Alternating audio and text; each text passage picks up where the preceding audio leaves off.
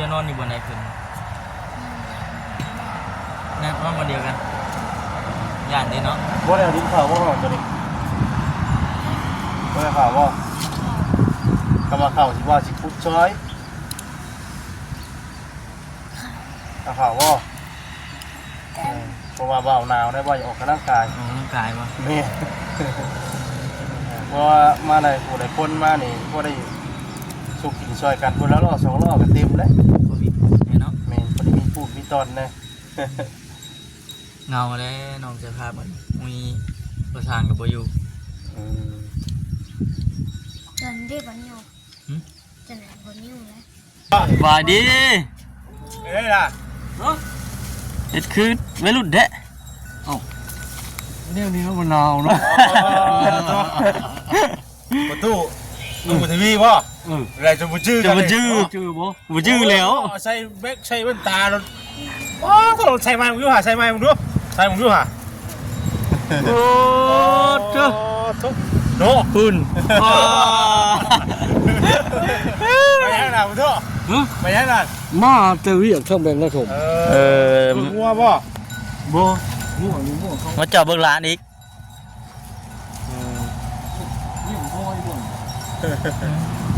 งัวผู้ช่วยไปไหน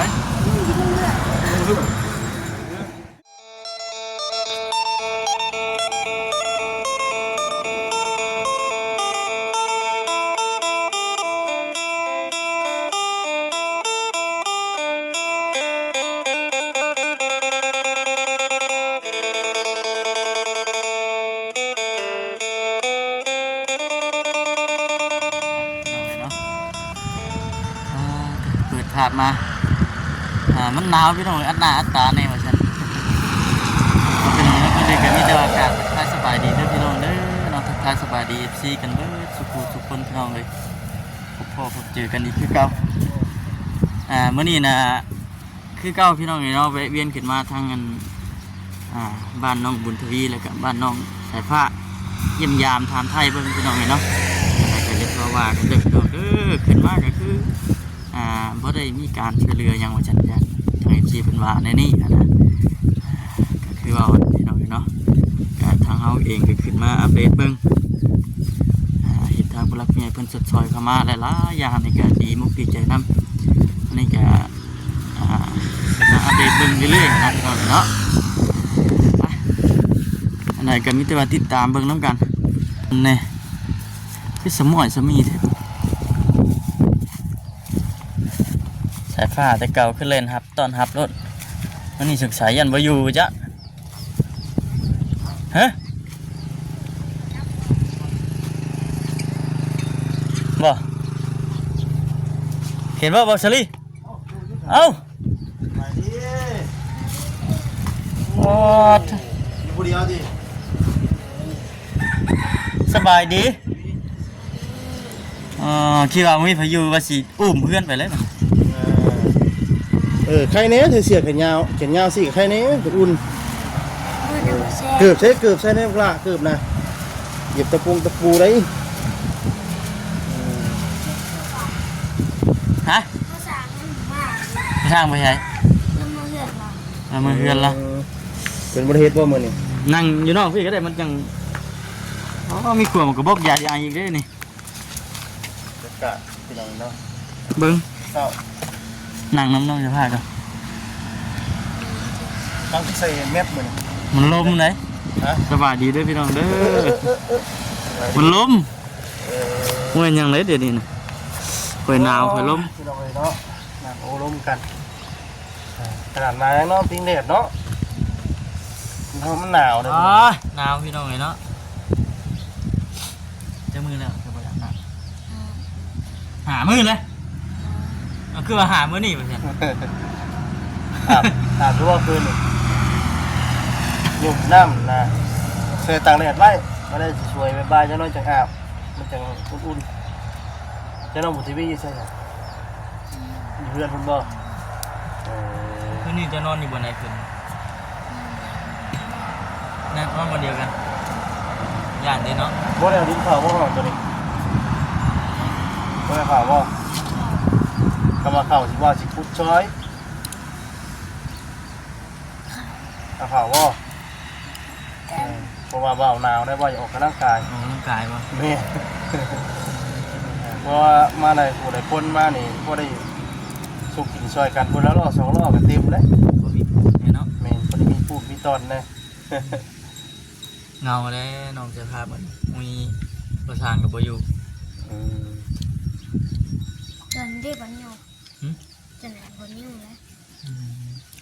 คือบันอยู่เราไปซื้อเราคือเราโทรหาเรา จะโทรหา เข้าเนี่ย จะโทรหาว่านิ้ว เลยอะไรกะอัปใจแล้วกะบางอย่างนั่งเลย อืม เนี่ยมันใช่ถ่ายคลิป อืม บัดเทื่อเพิ่นมีผู้ใดโทรมาก็รับสายเพิ่นได้เด้อเวลาเพิ่นมีธุระธุระสำคัญ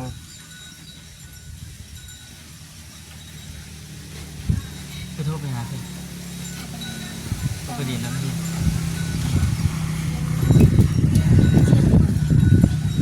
ให้ขัวเจ้าบ่ขัว เข้าเนี่ย ขัวมักกะบกพี่น้องเลยมักกะบกฝนตกมักกะบกสิหล่น มีได้หาเก็บโคกเก็บขวดนะทั้งพวกการบริเวณ แม่ จุด น ขอบ นะ บ้านนะน้องเสื้อผ้า อืม แล้วเก็บแล้วก็กองไว้จูดนี่นะนี่ปะเก็บขยะ ลุย อนามัยนะอนามัยขอบเขตเรือนชานั่นเป็นก็ได้มันสะอาดแล้วอ่ะ เป็นยังไงบ้างนี่ขัวนี่ นี่ขวดกระตุกกระติกเลยนี่ ออกกำลังกายช่วง โชกกระ หนาว ทรายบอกข้างล่างเลยจ้ะติดกองขยะเลยนี่เก็บเท เก็บใส่กระสอบมันดิ น้ำพริกน้ำท่วมว่าเก็บใส่คุว่าเก็บใส่กระสอบก็ได้ใส่คุเอาที่ที่เดียวก็ได้ อ้าว อนามัยของเราลองเส้นทางอนามัย ห้องน้ำใช้งานเรียบร้อยแล้วบ่นี่แต่ว่าบ่มีน้ำเนาะห้องน้ำแต่บ่มีน้ำเนาะ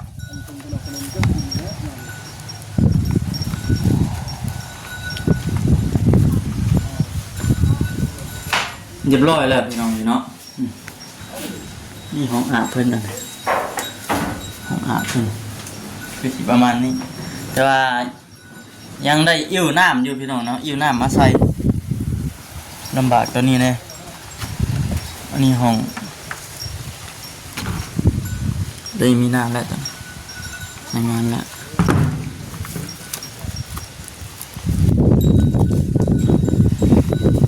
เห็นนะขวดลองน้อยว่าขวดตัวหยอกถุงยางนะเก็บใส่กองสีไฟไว้บริ มั สุ น ทธิ์ เป๊ะเอ็มลอยเนี่ย เห็นร้อยกับเงียกไว้ต่างหากพอได้ขายกับนี้ได้เงินเยอะเลย ราคา ฮะขายโอเป็นจะขายเป็นระเบียบเรื่อยๆเนาะยิ้มไว้นะปล่อยล่างมองกัน เฮ้ยบาทนั่น นี่จักเนาะ อันนึง กินข้าวยังมื้อนี่กินข้าวยัง เมื่อเพิ่นสร้างเมื่อน่ะบ่ได้กินของเขาวใช่ปะจ๊ะ กินตรง กินอยู่บ่ กินไง อย่าว่า ผู้ เจ้า สร้างมาอยู่กินต้มมี ยังมีผู้เฮ็ดกินให้ วันนี้ใส่แบบชุดตุ๊กตาบาร์บี้เลยหมดนี่เนาะวันนี้ FC เพิ่นก็อ้าวคือบ่ให้น้องเพิ่นใส่เสื้อแขนยาวแน่อยู่กับไผเด้มื้อนี้เนาะสบายดีเด้อ สวัสดี พวกกัน3มื้อเจ้า แม่น ภูมิใจเอาไว้ไว้ดีบ่ล่ะ มันจะผ้าอยู่กับไผนี่ คุณทีวี อยู่กับคุณทวีพอสร้างเด้ แล้วเมื่อ เมื่อแหละ เมื่อมื้อนี้บ่นะ เมื่อคืน วันนี้เราก็มา แล้ แล้ว วกินสบู่นะครับ ปึ๊บ ไปกินข้าวเล่นแล้วเลยแล้วเลย เฮ้ยโอ้เกือบโอ้แสดงว่าเล็กกินข้าวสาก เกือบหลุดโคเต้โอ้ มีหยังเพิ่นเอิ้นว่าข้าวเมาอันบ่ข้าวเมางัวนี่เนาะ ก็บอก เออเกี่ยวได้กินข้าวเมางัว ได้มัดตัวเข้พลาดทางโน่นอย่าทำเด้อ ได้ อย่า ได้เชื่อได้เป็นเนาะ ว่าสิเตะงัวงูสิเตะคืนดิ นี่ฮะของต้อนเนี่ย อืม จะได้กินมาให้มื้อนี้อัดเป็ดไปกินข้าวเด้อไปก่อนขึ้นรอสิ ขย่องบ่ ขย่อง มีขย่องอีกเอายังบ่นี่ เก็บ เก็บ เก็บมาอยู่ เอาไหมเอาไหม ต้องหอยไว้สูงหอยไว้น้ำ ผมปุ๊บ ต้อง นี่ หอย เลย นี่ งัวเนาะ เอาไว้เสียไว้ตามลายเนาะ ปุ๊บ หอยไว้ชั้นละ เสื้อผ้าหน้าเพมันตกแล้วเก็บขึ้น งว ได้ แม่นั่นน่ะงัวป้า ปีตัวนี้เนาะ ผู้เราตามมื้อนั้นเพิ่นเนาะมัวแต่ผู้เจ้าของคนนั้นก็ได้ มามันก็นี่คิดว่าบ่มีพายุเฮือนสิเนาะมีสมอยสมีอยู่ได้พี่น้องเนาะจะเห็นน้องเพิ่นนอนลี่หนาวอยู่ในเพิ่น เนาะเอาคือหัวใจทางไว้แบบ ซักไหมบ่ อืม ตบไหมเนาะ บ้านของเลยแบบยังชะอยู่ ปึ๊บบัดสิชักเครื่องเลยบัดนี่ อ้าวมันเชียงแห้งเนี่ยเมื่อวันว่าเออ หลังขนมแล้ว เชียงนุ่งเลี้ยวเลยดาวได้เนาะ จ้อยเลย จ่อยกินข้าวเช้ากับยังมื้อนี่ ที่ต้ม ต้องมีเลือดด้วยฮึบแดงบาดนี่ ไม่รู้กัน ไม่รู้กัน เอ้า ได้แล้ว ไม่รู้ บ้าน กัน บ้านนะบ้าน อย่าลงปั้มเลยบัดนี่ ไปยังไปยัง อ๋อแล้วว่ามันสีถูกแต่ว่ามัน หมอไม่เล็กดูหรือ มันมีเสียงบ่ แต่ว่าเสียงมันหายเนาะ อ่า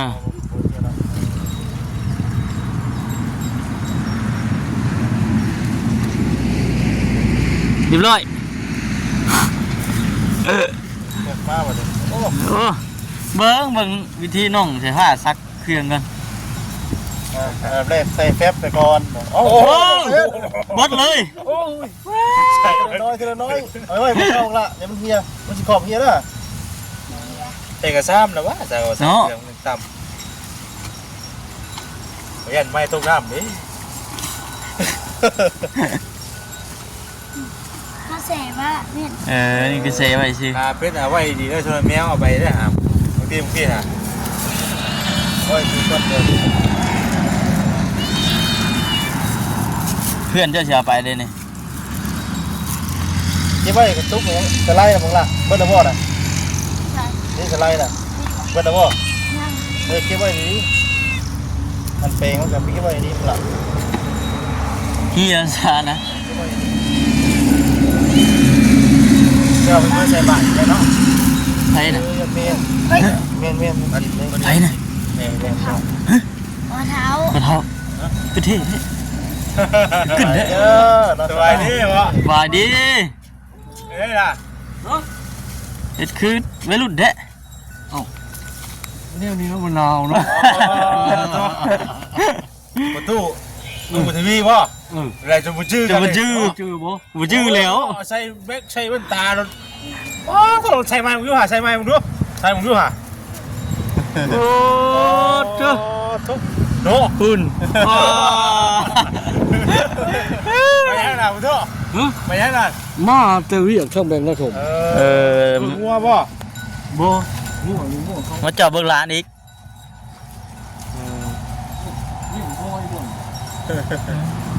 มึงวะ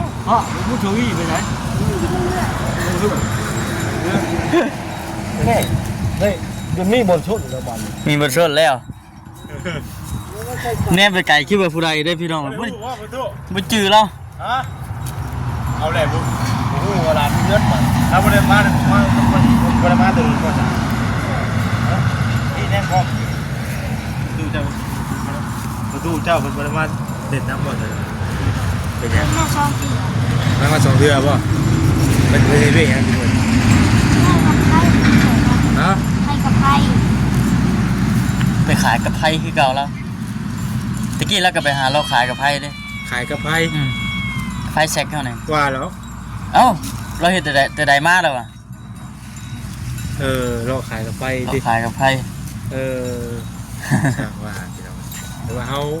บริษัทให้เขาเจ้าให้เขาไปให้เราขายใช่ป่ะ อะไร กับไพ่ หาขายกระไพ กระไพ่ก็เอาไพ่คือกัน ขายไปได้แหละประตู ซื้อเป็นแอบมาบ่จะซื้อเป็นแอบมา ชื่อเป็นแก๊ส ซื้อเป็นแก๊ส แก๊สหนึ่งมันมีชาวแพ็ก แก๊สหนึ่ง ขายแบบได้น่ะ ขายสีอันชีพ 4 อัน 10กับไพ่ธรรมดาเฮาเดี๋ยวบ่กับไพ่อันนี้บ่ นี่ดิ สี สี่ อั อั น น ชี สิ พ บพัน อ๋อเราขายกับไพ่ ไปอันมือนี้ไปวิ่งไปขึ้นร่วมก็เหมือนกันถูกครับขมือแล้วเรื่องเกี่ยวกับไปขาย อืม มันก็ของเมืองใหม่อาจจะป้อนวางช่วงเพื่อ ขี่รถจักรไปบ่ เขาจักคัน ไปบ้านใดแม่นห้านนั่นเจ๊งเลย เขาขาย เกียร์ห้านนั่นพวกเขาบ่ซื้อเลยเจอซื้อน้ำเจ้าเบิดเด้ เขาก็ว่าน้องเขาเนี่ย เออ คอยไปเมืองชนดิไปบ้าน สิพากันไปพระราชไส้ก็เลยมาแวะน้อง ใช้วงศิลา อืม ไปเขาโอ้ยปวดเข่าจะมาขายทุกคนไม่ได้ขาย นานมาแล้ว นี่ว่าเส้นกว้างถูกรอบนี่ปวดเข่าพ่อค้าเลยเพื่อนหนึ่งปวดเข่ามากเลย เออรุ่นแบบจนโคคายพวกเด้อเดี๋ยวนี้ อ๋อธรรมดาตลาดนัดทินเขาเนี่ยเขาต้องว่านั่นน่ะ เนาะ บอกว่ามันคือพิษหูเขาเลย เออ ทินเขา มันก็ต้องไปเอาไปก่อนเนาะ ปวดเข่าพ่อค้า เป็นของเขตประเทศเนาะ เลือดหนึ่งปวดเข่ามากเลย เออ นี่ก็พ่อที่เจ้าชีกับห้องขวบไป ไปอีก พอดีบ่ ไปกับคน มีเบาไปพระไส้ เราจะขึ้นพระราชพากันลงมาเยี่ยมก่อนเพื่อนกัน มันจะไปแล้วบ่ทางบ้านสวยบ้านจะนู่นน่ะจะนู่นใช่ แล้วแล้ว แน่แน่ โดยแล้วนะ ดักอะไรดักไปยังคุณพ่อมา โอ้นั่นบ่อยู่ไม่นะบ่ อาเบย โอ้ยเงินแล้วแล้ว เออ น้องเอาเบย เอา เบยเงินเราจนแล้วแล้วแล้วบ่แล้ว เออเออ โอ้ยจะหน่อยน้องใส่ผ้ากันแล้วกันเธอน้องใส่ผ้า เออ แล้วเนี่ย ทางเพิ่นเมื่อบ่บ่ครับ เมื่อไหร่ เออ ภาษามาของเมื่อ ตอนแรกมันก็มาแล้ว บ่แม่นว่า โดนจับ ไม่ใช่มา วันชิ้นเด็กจะบาดวันชิ้นเด้เช้า แต่ไปเงาเรียกนี่หมูกระทะ ฮึบ เงาเรียกหมูกระทะ หมูกระทะอีกเลย หมูกระทะ มื้อนี้จะได้กินหมูกระทะอีกไงมื้อนี้น่ะ สร้างบ่สิเอามาเลี้ยง ไม่เงาแล้ว บ่เงา ว้าว กินหมูกระทะตุ้ยได้เพื่อนตุ้ยบ่เพื่อนมาตุ้ยคือบ่าวนี่ เห็นแต่บ่ตุ้ยนี่ โอ้ยยอมเล เป็น ย จังได๋ดีใจน้ำลูกน้ำหลานอยู่บ่ โอ้ยดีใจแล้วได้ ทุก ทำ พอดีใจแล้วประตูเนาะอ ดีใจแล้วมาได้ทำ แต่ก่อนว่าตอนมาตอนนั้นว่าโอ้ยเริ่มเฮ็ดหยังก็ตอนนั้น เสา เสาเสา ตั้งเสา ตั้งเช้าบ่ กระบิดทางน้ำพอมานี่ โอ้แสดงว่าเราไม่ได้มาแต่ดนได้ฉัน ผมว่างให้คนไปเวียงเด้ โอ้ ไปอยู่ไปเวียง กำลังมานี่บ่นี่น่ะ ฮักก็มาวังหนึ่งนี่ เขาจัง ไปยังไปเวียงน่ะ เอาลูกชายก็ให้ขึ้นไปหานำมันก็มีเวียงเล็กๆน้อยๆแถว ไปเวียง ลู เนาะ กชายลูกชาวไว้ก็อยู่ชั้น เอาไว้ไว้พวกล่ะขาพิษจังเดี๋ยวมัน มันตกเลยให้เขาก็ให้ไป อืม ไปอยู่บ่ได้นะลูกชาย เอ้า เราบ่ถือกับเอง นี่ได้บ้าน เขาวัวควันเขาไปยกมือกินแล้วนอนมือนอนแล้วกินไปนอนอยู่ห้องแง่บ่ได้หัวใจก็จะขาด มันหนาวพุ่นเนาะ มันเย็นไรก็หมดไว้เอาเกี่ยวบ่ถือกับอากาศเอาเข้าเพื่อนอยู่มัน บ่ลื่นเนาะ บ่ลืม บ่ดื้อ ว่าไงบ่ลื่นอากาศ ไปกินเป็นเดือนยังเป็นไผ่ไง เอ้า บ่ถือ มือถือกับแอร์บ่ บ่ถือครับลูกของรู้บ่ได้เฮ็ดพี่ช่างว่ากินแล้วนอนบ่ถือ กินแล้วนอนอะไรกินดิบ่ กินแล้วก็นอนนอนแล้วก็กินดิน้องพี่น้องเนาะมื้อนี้น่ะทางพ่อเฒ่าด้วยทางประตูอันน้องบุญทวีน้องสายฟ้าเพิ่นไปเวียกพี่น้องเอ้ยเนาะไปเวียกเลยผ่านมาก็เลยไปเยี่ยมทางลานเพิ่นก่อนว่าซั่นแอมไปเมื่อกี้นี้เราจนบ่จื้อนำบ่คำก็เลยคือวัยรุ่นแท้ว่าซั่นนะคลิปนี้ก็มีแต่ว่าสิจบคลิปก่อนพี่น้องเอ้ยลาพี่กับน้องไปก่อนเด้อเนาะสำหรับคลิปนี้ก็ฝากทางเพื่อนๆ FC กดติดตามรับชมเป็นกำลังใจให้นะพี่น้องเนาะนี่ก็ผมกล่าวคำว่าสบายดี